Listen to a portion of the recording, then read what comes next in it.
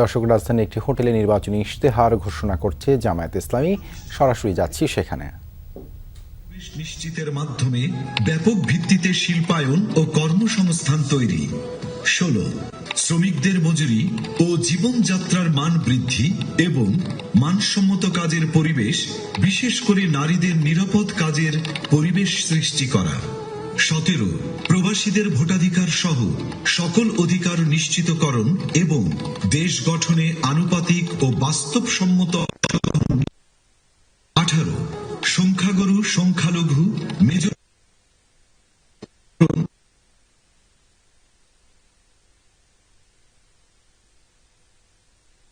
নাগরিক ও শ্রেণীগোষ্ঠীর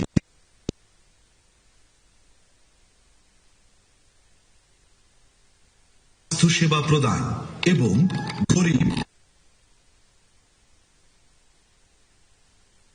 উন্নত চিকিৎসা নিশ্চিত করা।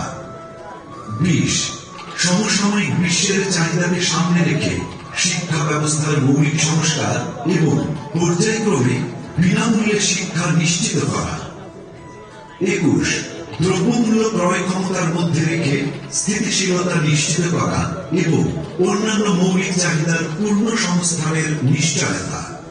22 যাতায়াত ব্যবস্থাকে ঢেলে সাজানো এবং রাজধানীর সাথে দেশের বিভাগীয় শহরগুলোর সড়ক রেলপথের দূরত্ব পর্যায়ক্রমে 2 থেকে 3 ঘন্টায় নামিয়ে আনা।